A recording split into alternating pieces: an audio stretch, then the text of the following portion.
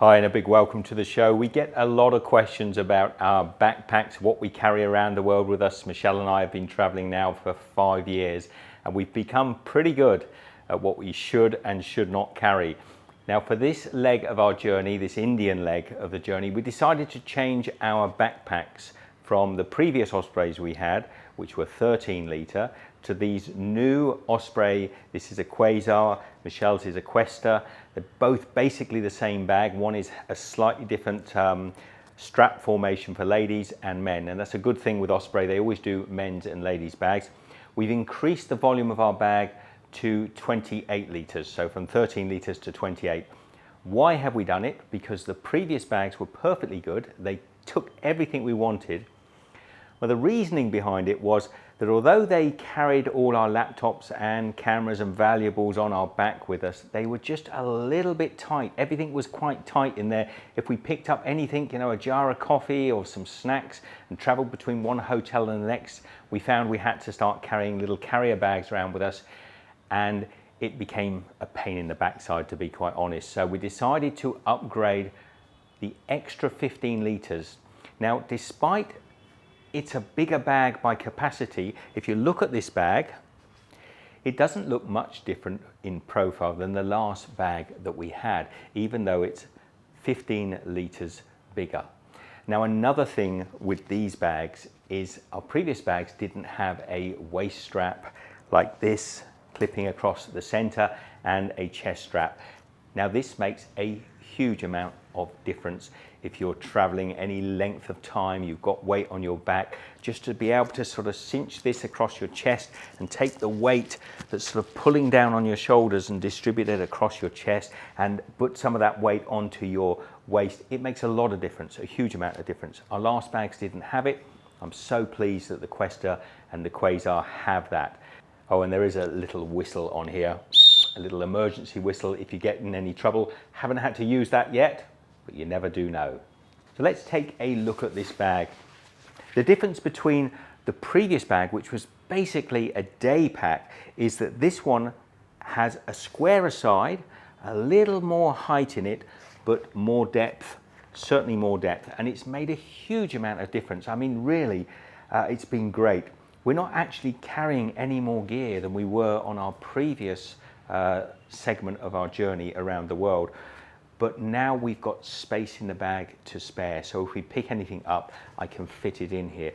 The bag also has these little cinches on the side, so you can sort of cinch the pack in to make it more compact if you want to.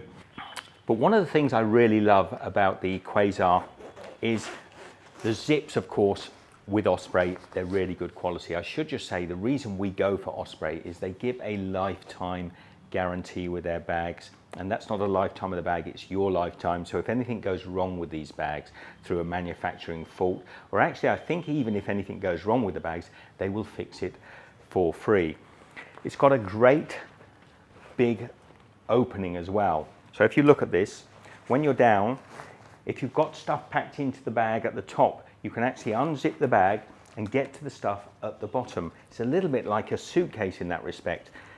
Inside the bag has a place for a laptop, perhaps even 2 laptops, maybe if you're taking an iPad with you as well. It's got a zipper compartment in there, a sort of webbed zipper compartment, the usual stuff that you find inside a bag. Everything Osprey is really rugged and well made. And I'm really, really pleased with this upgrade.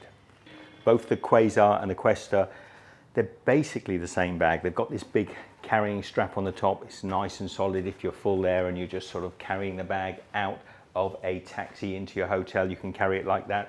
But have a quick look at Michelle's. Hers is a sort of bluish green, so it's pretty much the identical bag in volume. It's just the way the straps are formed for ladies are slightly different than the men. And Michelle's just pointed out to me something that I never really took much notice of. On the back here, it's got a nice padded back, sort of foam with a webbing over there, a little bit of space for some air to flow through, and it feels just a lot more comfortable than the bags we had before. I'm not saying there was anything wrong with the previous bags, they were just a bit too small for us. So I strongly suggest that if you are doing any length of traveling around the world, that you don't settle for a 13 to 15 litre bag. They're all right for sort of day traveling, and actually we used them for probably over a year, maybe 2 years, and they were perfectly fine. But the 28 litre is so much better. We'll get no problems on airlines with this, taking it on to the plane with us. They're rugged enough. If you really want to, you could check them in. So I'll just get my gear into the bag and we'll carry on this conversation. So I've packed my bag. I was going to do a time lapse. I really couldn't be bothered to. It's got my laptop in there, a lot of heavy items, bottles of water, full of course. Now on the back of the bag, it's got a helmet holder, but it actually holds my Akubra Traveler very nicely. Michelle's goes on hers too. Most of the time we're wearing it.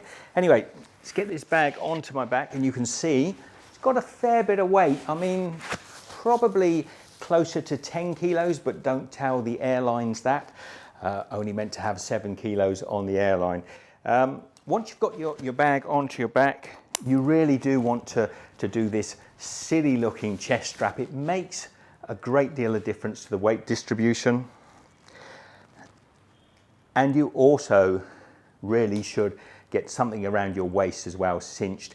It makes you look a bit more ridiculous, but it does make for a more comfortable carrying experience. So there it is. I'll just get Michelle to get hers on her back. So there you have it. I've got the Quasar, Michelle's got the Questa. Let's just show them the back. So Michelle's hasn't got her stuff inside, but two absolutely fantastic backpacks. We are really pleased with them. But what I think a lot of people would like to see is how do we manage to travel for 5 years now with such a small amount of luggage. Bear in mind that our second bags are not that much bigger than this. So 2 bags, both could technically be carry-on bags, and we've managed to travel around the world very comfortably. We don't miss anything, no. Really? No. In fact, we've probably still got things. There's still things in the case that we don't use that don't need to be in there. Yeah. And we see so frequently young couples, mature couples sometimes, with these huge sort of backpacks that go up to here, going around Southeast Asia. They've got stuff hanging off. They've got another one on the front quite often. Yeah? A big bag on the front, and they're still carrying bags with them. If you want to learn how to travel minimalist around the world, we'll do a video about that very shortly. And any comments, if you get them down there now, maybe we can incorporate them into that video. Anyway, love to you all. Be good. And Michelle and I will see you on the road. We're going somewhere really fantastic later in the year where these bags are going to get a lot of use. So stay tuned. Share the love. Share this video with your friends and family, and we will see you next time. Be good. Hello.